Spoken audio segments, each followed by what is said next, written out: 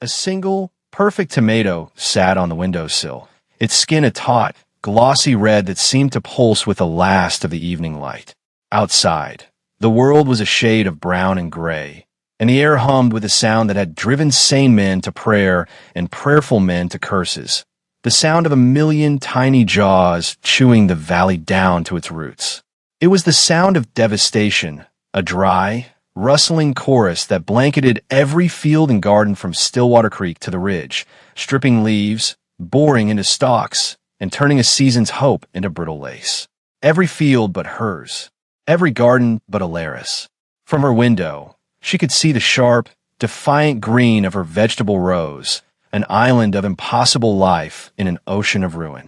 The humming was quieter there, punctuated by the sharp, decisive snaps of 46 beaks. 6 months earlier, the town had agreed, in that slow, certain way of small communities, that Alara Dunn was a fool. Not a dangerous fool. Not even an interesting one, but the common, pitiable kind who inherited a bad situation and proceeded to make it worse through sheer wrongheadedness. Her husband, a man with more hope than sense, had bought the 5-acre plot for a song because it was worth less than the notes it was sung with. The soil was packed clay, starved of nutrients, and sloped just so, ensuring the spring rains ran off in muddy sheets, taking what little topsoil there was with them. He had died trying to beat it into submission, leaving Alara with a deed, a worn-out shovel, and a coop full of the most ridiculous chickens anyone had ever seen. There were 46 of them. They were not proper egg layers like leghorns, nor were they meaty birds destined for the pot. They were a motley, scrawny collection of indeterminate breeds, all angles and attitude, that laid small, infrequent eggs and ate more than they were worth. They were, as Silas Croft of the Mercantile had so helpfully pointed out, a drain. A woman alone has enough burdens, Alara, he'd said, his voice dripping with the sort of concern that cost the listener dearly. He leaned against her porch rail, a man whose softness was a measure of his success. You sell me that flock for a fair price, and I'll see they go to a good stew pot. You'd save on feed, and that's the arithmetic that matters out here. Alara had watched one of the hens, a particularly scruffy specimen with one mad, wiry feather sticking straight up from its head, chase a grasshopper with the focus of a striking hawk. She'd felt a strange kinship with its relentless, ugly tenacity. She thanked Mr. Croft for his advice and told him the hens were not for sale. The town's verdict solidified. She was not just a fool, but a stubborn one. The decision had not come from stubbornness, but from watching. Alara was a student of quiet economies, the small, unnoticed exchanges that happen in the dirt and the dark. While the town saw 46 useless mouths, she saw 46 pairs of sharp eyes and 46 sets of tireless, scratching feet. She saw how they moved not as a flock, but as a scattered, disciplined army of foragers. They didn't just peck, they investigated. They would stalk a beetle, tilt their heads with reptilian stillness, and then strike with unnerving precision. They turned over small stones, sifted through dry leaves, and snatched invisible things from the air. They were, she realized, professional hunters of the minute. Her garden, tilled with back-breaking labor that left her hands as rough as bark, was a gamble. The clay soil resisted every seed. Weeds grew with a viciousness the beans and squash could not match. So she did the thing that cemented her reputation. One cool morning in April, she did not scatter feed in their dusty run. Instead, she opened the coop door and the gate to her largest vegetable plot and simply stood back. The hens hesitated, confused by this change in the world's order. Then the one with the mad feather, whom she'd privately named the General, strode forth. It surveyed the long, mounded rows of dark, freshly turned earth and let out a single, authoritative cluck. And the army poured out. They swarmed into the garden, not with the frantic gluttony she'd half feared, but with a focused intensity. They began to work. Their feet, with a constant, rhythmic scratching, broke up the smaller clods of clay, aerating the soil in a way her heavy hoe could not. They patrolled the furrows, their heads bobbing, their eyes scanning.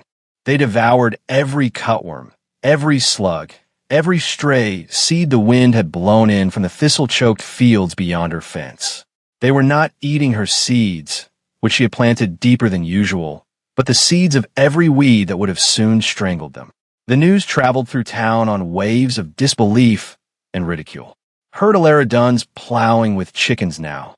Someone joked at the mercantile. Silas Croft had smiled that smooth, knowing smile of his. It's a shame. A place needs a man's hand. She'll be wanting to sell by harvest time, and the land will be worth even less than— He made a show of adjusting a sack of flour. One person alone can't fight that clay. Or their own foolishness. He stopped by her fence a week later, his wagon creating a small puff of dust. The hens were working, a scattered and diligent crew moving through the rows where the first green shoots of beans were now emerging, untouched. Alara, he called, his voice pitched to Carrie. I'll give you $10 for the flock and credit at the store against your winter supplies. That's a kindness. She watched the general snap a wireworm from the base of tender bean seedling without so much as bruising a leaf. I'm not in need of kindness today, Mr. Croft, she said, her voice even and calm. He shook his head, a pantomime of pity, and drove on. She knew what he was doing. He was waiting for her to fail. He wanted her land, not for what it was, but for the water rights that came with it, rights that would be worth a fortune if the dry summers everyone predicted finally came to pass. Old Man Hemlock lived on the neighboring plot, a place as scrabbled and mean as her own, but where he managed to coax a surprising bounty of gnarled vegetables and strange, pungent herbs from the ground. He was from the old country, a place of mountains and hardship, and he spoke little, his English thick with the accent of his homeland. He did not mock. For days, he simply stood at the stone wall that divided their properties, his hands resting on the weathered rock, and watched. He watched the hens. He watched Alara as she moved a temporary fence of wire and stakes, containing the flock in one section of the garden for a few days before moving them to the next. He watched her haul water, her shoulders set with a stubborn line. One afternoon, as the sun beat down on the back of her neck, he spoke. His voice was like the rustle of dry leaves. The land knows its own medicine. Alara stopped, resting her hands on the handle of her hoe. She looked over at the old man, his face a road map of wrinkles. It tells you what it needs, he continued, gesturing with a crooked finger toward the scratching, clucking flock. You listen. Here, he pointed, the ground is bare. They have picked it clean. Tomorrow, you move them. You give the land time to drink their gift. He meant their droppings, the rich nitrogen they were tilling directly into the clay. It is a good medicine, he said, and nodded, a gesture of profound and simple validation. It was the first word of encouragement she had received, and it settled in her heart like a warm stone. A few days later, she gained another silent partner, a boy named Finn, whose mother had died and whose father had drowned his grief in a bottle, started appearing at her fence line. He was a whisper of a boy, all sharp angles and watchful eyes, who moved with the quiet caution of a stray cat. He never spoke, just watched the hens with an unnerving intensity. He'd spend hours tracking the movements of a single chicken, his lips sometimes moving as he gave them silent names. Alara pretended not to notice. She would leave a pail of fresh water near the fence, and sometimes a biscuit wrapped in cloth. He would take it when he thought she wasn't looking. One afternoon, he slipped through the wires and began following the general, mimicking her sharp, pecking motions. He started pulling the larger, more stubborn weeds by hand, the ones the hens ignored, dropping them in a neat pile. He never asked for anything. He just started to help. He became the flock's small, serious shepherd. He would point out a patch of beetles to a meandering hen, or gently herd a few stragglers back to the main group. He called the one with the mad feather the general, just as she did in her head. He named a sleek black one Shadow, and a flighty, pale one Ghost. He gave them all names. The 46 hens were no longer a flock. They were a company of individuals, each with a personality the boy knew intimately. Alara started packing an extra biscuit in her lunch. The work fell into a rhythm, dictated by the sun and the needs of the soil. Each morning before the heat settled, Alara and Finn would move the light fence, enclosing a new section of the garden for the hens to work. The birds, knowing the routine, would surge into the fresh territory with an eagerness that was almost comical, a flurry of feathered industry. The arithmetic of their labor was simple and profound. 46 hens, scratching for 8 hours a day, were 46 tiny, living tillers. They broke the crust of the clay, allowing the infrequent rains to soak in rather than run off. Their droppings, rich and potent, were mixed directly into the top few inches of soil, a constant, gentle feeding. What had been pale, dead-looking dirt began to darken and soften, taking on the rich, loamy smell of true earth. The change was slow, a secret told in handfuls of soil. Alara would crumble it between her fingers, feeling the new life in it, the fine, moist texture that held water instead of shedding it. She kept the secret like a coal banked low under ash, shielding it from the wind of the town's opinion.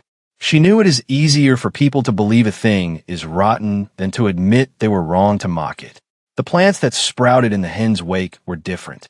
They were not the spindly, pale green shoots of her previous attempts. These were robust, with thick stems and deep, vibrant leaves. They grew with a startling vigor, as if drawing strength from a hidden wellspring.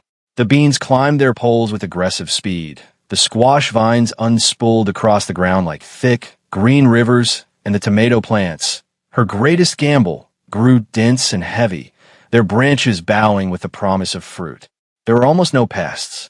The few beetles that appeared were swiftly dispatched. The aphids never stood a chance. The garden was a closed, thriving system, a small, humming world of its own. In the evenings, sitting on her porch steps while Finn made sure every hen was safely in the coop, Alara would do the survival math. Before, the arithmetic had been about scarcity. How many jars she needed to fill to avoid starvation, how much she could sell to pay the taxes, how little she could eat to make the flour last. Now, the numbers were different. They were numbers of abundance. She counted the blossoms on the tomato plants, the swelling pods on the beans. She estimated the weight of the squash, the bushels of potatoes. The figures she wrote in her small ledger were no longer about just getting by. They were about getting ahead. A new kind of fear, sharp and unfamiliar, pricked at her. The fear of having something to lose. She saw the way Silas Croft's wagon sometimes slowed as it passed her property, saw the way his eyes scanned the impossible green of her garden. His interest was no longer feigned concern. It was the cold, calculating gaze of a predator. The payoff began in late June, when the rest of the valley's gardens were beginning to show the first signs of stress from the dry heat. The leaves on their corn were curling, and the beans looked thirsty. But Alara's plot remained a jewel of emerald and jade. Her first harvest was small, a basket of summer squash and another of green beans, but the vegetables themselves were flawless. The squash had a tender, glossy skin, and the beans snapped with a clean, crisp sound that spoke of abundant water and rich soil. She took them to the city, bypassing the local mercantile, and sold them directly to a small grocer who paid her a fair price without a word, his approval evident only in the careful way he handled the produce. The real turning point came with a man named Monsieur Dubois, the chef from a grand new hotel that had been built to service wealthy tourists seeking the authentic frontier experience. He was a fussy, precise man with a small, waxed mustache, and he was in a state of despair. His usual suppliers were providing him with woody carrots and bitter lettuces.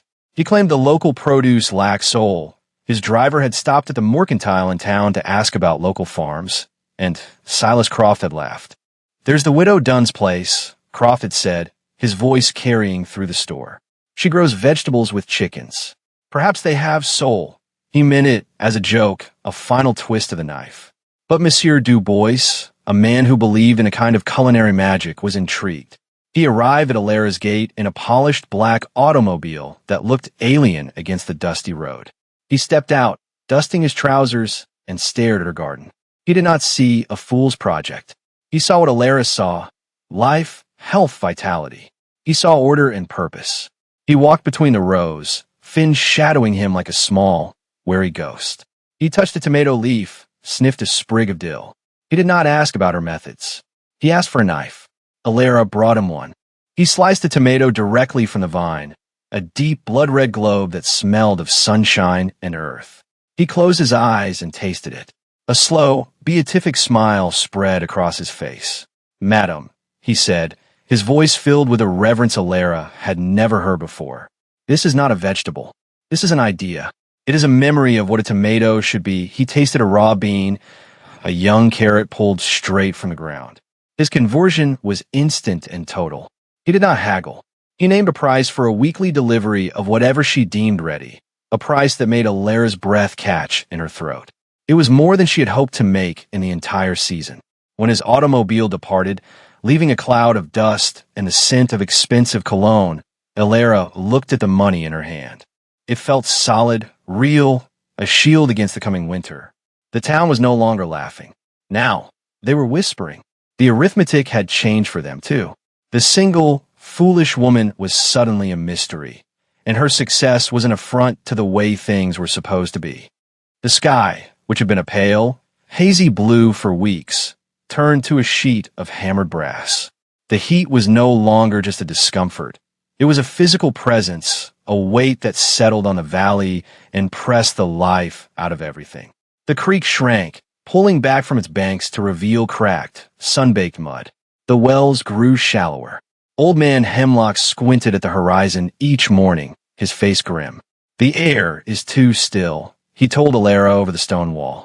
It is waiting, what it was waiting for arrived not with a bang, but with a hum. It started as a faint, distant vibration, a sound you felt in your teeth before you heard it with your ears. Then it grew, a rising, rustling tide of sound that rolled over the hills and descended upon the valley. Grasshoppers, not the scattered few that were a common nuisance, but a biblical swarm, a living, chewing plague that moved like a single, ravenous organism. They came in a shimmering, brown-gray cloud that blotted out the sun, and where they landed, they left nothing behind. They settled on the already stressed fields of the other farmers, and the devastation was swift and total. Cornstalks were stripped to pale, naked skeletons in an hour. Bean fields vanished, leaving only bare earth.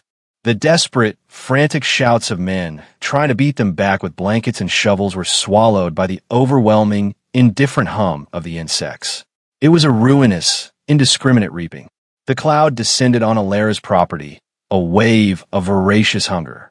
She stood on her porch, her heart a cold knot in her chest, and watched them come. But as they swarmed over her fence, something incredible happened. Her flock, which had been dozing in the shade, erupted into a frenzy. They did not run from the swarm. They ran towards it. For the 46 hens, this was not a plague. It was a feast. It was the banquet they had been bred for over generations of scrounging and foraging. They surged through the rows, a feathered whirlwind of snapping beaks and relentless energy. They snatched grasshoppers from the air, plucked them from leaves, and gobbled them down with a terrifying efficiency. They were no longer chickens. They were a finely tuned machine for converting pestilence into protein. The swarm, which had moved as a unified carpet across other fields, was broken and scattered by the ferocious, chaotic defense. The grasshoppers that weren't eaten were driven off, unable to settle and feed. While the rest of the valley turned to a monochrome wasteland, Alara's garden remained an island of defiant green. The hum of the insects was still there, a constant reminder of the surrounding apocalypse. But within her fences, it was a background noise to the triumphant, guttural clucking of her flock. They patrolled their territory, their crops swelling with a protein-rich diet, their feathers taking on a new, glossy sheen. The general stood on a fence post, a fat grasshopper twitching in her beak, and surveyed her domain with the imperious glare of a conquering hero. Alara understood what Old Man Hemlock meant. The land, besieged, had provided its own medicine. She had just been smart enough to listen.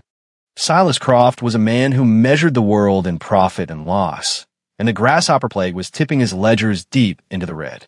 His own commercial fields, the source of his wealth and standing, were gone. Stripped. He had lost his entire crop of corn and beans, the very things he sold to others at a premium. His smooth, condescending warmth evaporated with his profits, leaving behind something cold and hard. He saw Alara's impossible success not as a lesson, but as an inventory. Her garden was the only significant source of fresh food left in the entire valley. Her singular good fortune, born of what he'd called foolishness, was now a resource he felt entitled to control. He arrived not in his fancy wagon, but on foot, as if to signal he was a man in common cause with the suffering. He found Alara and Finn reinforcing his section of fence. A terrible business, he began, gesturing vaguely at the ruined landscape beyond her property. The whole valley is facing a hard winter. A hungry 1-inch Ilera continued to twist the wire, her movements deliberate. Yes, she said. It is the thing is, Croft went on, moving closer, his voice dropping to a confidential tone. In times like these, people need leadership. They need a central place to get their supplies, a fair distribution. Otherwise, there's panic. Hoarding. It gets ugly. He was no longer looking at her as a pitiable woman, but as an obstacle. Your garden, it's a miracle, Ilera. But a woman alone, you can't possibly manage the harvest and the selling. The people will swarm you. It will be chaos. He paused, letting the threat hang in the air. I want to help. I'll buy your entire harvest. Everything. I'll give you a flat price for it all right now. Cash, he named a figure.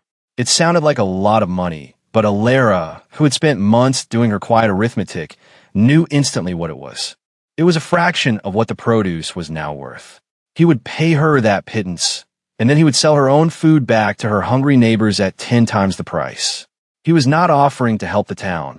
He was offering to hold it for ransom. This is a civic duty, he pressed, mistaking her silence for consideration. It's the only sensible way. Sensible for whom, Mr. Croft? She asked, her voice quiet but clear as a bell. His eyes narrowed. The mask of the concerned citizen slipped. Don't be a fool, Ilera. You have a chance to walk away from this with a profit. Don't imagine you can handle this alone. The town won't stand for one person holding all the cards. It was a threat, plain and simple. He saw her garden as his, and her labor as a commodity he had a right to. She looked past him, to the rows of green, to the fat, contented hens, to the small, determined boy who stood by her side. She thought of Old Man Hemlock's quiet nod of approval. She was not one person alone. The choice, when it came, felt less like a decision and more like a simple statement of fact. To accept Croft's offer would be to validate his view of the world, a place where strength was for exploiting weakness, and where a neighbor's desperation was a business opportunity. It would make her a partner in his greed. Her garden was not born of greed, but of patience and observation. Its abundance felt like a trust, not a windfall. The next morning, a woman named Martha, who had been one of the loudest voices in the chorus of mockery against Ilera, appeared at the gate. Her face was gaunt with worry, her pride stripped away by the sight of her children's hungry faces. She clutched a small, worn coin purse in her hand and could not meet Ilera's eyes. Mrs. Dunn, she mumbled, looking at the dust on her own shoes. My potatoes are all gone. The bugs, she couldn't finish. The shame was too great. She had once called Ilera's hens rats with feathers. Now her family's dinner depended on the fool she had ridiculed. Ilera looked at the woman's cracked hands, the fear in her eyes, and saw not an enemy to be punished, but a neighbor in need. The arithmetic in her head shifted again. It was no longer about profit or even her own security. It was about the cost of a community's soul. She went into the small cellar, where rows of perfect, earth-dusted potatoes were laid out, and filled a sack. She brought it back to the gate. Martha fumbled with her purse. How much? She whispered. Take them, Ilera said gently. Feed your children. You can pay me what you think is fair. When you can, Martha looked up, her eyes wide with disbelief, then brimming with tears. She took the sack, her shoulders shaking, and fled without another word. That was the moment Ilera refused Silas Croft. She didn't need to send him a message. He would hear of it soon enough. She walked back to the house, took a piece of board from the woodpile, and with a piece of charcoal, she wrote out a price list. Potatoes, 5 cents a pound. Beans, 10 cents a basket. Tomatoes, 3 for a penny. The prices were fair. They were not charity. She had earned her security, and she would keep it, but they were not exploitation. They were the prices of a neighbor, not a profiteer. She nailed the sign to her gatepost. When Croft heard what she had done, he was incandescent with rage. He stormed over to her fence, his face mottled and red. You're a fool. You could have owned this town. I offered you a fortune. I have enough, Ilera said, turning her back on him to help Finn water the squash. His impotence was a spectacle. He had no leverage. He couldn't threaten her because she held the one thing everyone needed. He couldn't outbid her because she wasn't selling to the highest bidder. He was a man whose only tool was money, standing before a problem money could not solve. He was irrelevant. The town came. At first, it was a trickle of the most desperate, like Martha, who came after dusk, their faces shadowed by shame and relief. They would press coins into Alara's hand, take their food, and hurry away. But word of the fair prices and the quiet dignity with which Alara treated everyone spread quickly. Soon, a steady line formed at her gate each morning, families waiting patiently with baskets and sacks. They were humbled, their earlier mockery a bitter memory they dared not voice. They saw the fat, glossy hens patrolling the rows and understood, finally, what they were looking at. They were not looking at a fool's mistake. They were looking at the architects of their salvation. The transaction became a ritual. Alara would weigh the produce on a simple balance scale, her movements efficient and calm. Finn, now her official clerk, would collect the payment in a wooden box, his face filled with a solemn importance. They worked as a team, a silent, effective partnership. The town's respect for her grew with every sack of potatoes, every basket of beans. They had laughed at her for being a woman alone, but they saw now a strength they had never recognized. Silas Croft, seeing his power and influence wither, made one last, desperate attempt to ruin her. He began to spread rumors in town, whispering that her vegetables were tainted, that the chickens carried disease, that the ground itself was sour. How can one patch of land survive when all others fail? He'd ask, planting seeds of suspicion. It ain't natural. Some people listened. Fear is a weed that grows in any soil. But his poison was undone by the child he'd never even noticed. At the mercantile, as Croft was holding court, Finn spoke up, his high, clear voice cutting through the murmurs. "How did you know Mrs. Dunn had harvested 20 baskets of potatoes yesterday, Mr. Croft?" The boy asked. "She only told me the count this morning." The store went silent. All eyes turned to Croft. His smooth face faltered, a flicker of panic in his eyes. He had been caught. He had been spying on her, counting her harvest, planning his takeover. His concern was revealed for what it was, the predatory surveillance of a thief. The lie was exposed, and with it the man. He was shamed in front of the very people he sought to control. He lost his credibility, his authority, and the last of his respect in a single, devastating moment. The final vindication arrived a week later in Monsieur Du Bois's polished black automobile. He had heard of the plague, and of Alara's miraculous island of green. He came not just to buy, but to invest. He presented her with a contract drawn up by city lawyers to be the exclusive supplier for his hotel and 2 others he was opening. It guaranteed her a price for 3 years, a price that would make her not just secure, but wealthy. It was a fortune far greater than the one Croft had offered. She signed a contract on her porch rail, using the back of Finn's shoulder as a desk. She was no longer just a survivor. She was a businesswoman, the founder of an unlikely agricultural empire built on clay, stubbornness, and 46 scrawny hens. The first autumn rains came in late September, a soft, gray drizzle that smelled of clean earth and new beginnings. The grasshopper plague, its life cycle complete, broke and vanished as quickly as it had arrived, leaving behind a scarred but healing landscape. The valley began the slow work of recovery, but it was a different place. The easy certainties had been washed away, and the hierarchy of respect had been redrawn from the ground up. Alara's garden was still green, the late-season kale and chard thriving in the cool, damp air. The hens, plump and content, picked their way through the harvested rows, tilling in the remains of the summer plants, preparing the soil for the next season. They were the undisputed heroes of the valley, regarded with a kind of baffled awe. Children would leave them offerings of breadcrumbs on the fence posts. The general, her mad feather now looking like a Johnny Crown, had become a local legend. On a cool October afternoon, Alara stood with Finn and Old Man Hemlock by the stone wall, looking out over her land. The air was crisp, the light golden. Finn was no longer a stray, but a fixture, a boy who had found his place in the world. He was learning the arithmetic of the farm, but also the unwritten language of the land, the subtle cues of weather and soil that Alara was teaching him. He would, she knew, be a fine farmer one day, He had the quiet, watchful patience for it. Old Man Hemlock picked up a handful of soil from her side of the wall. It was dark, rich, and crumbly, teeming with invisible life. He let it run through his gnarled fingers. He looked at the hens scratching happily in the distance, at the neat rows of the winter garden, at the sturdy woman and the serious boy who stood beside him. His face, usually a mask of stoic neutrality, softened into something that looked almost like a smile. "See," he said, his voice the same quiet rustle she remembered from that first day.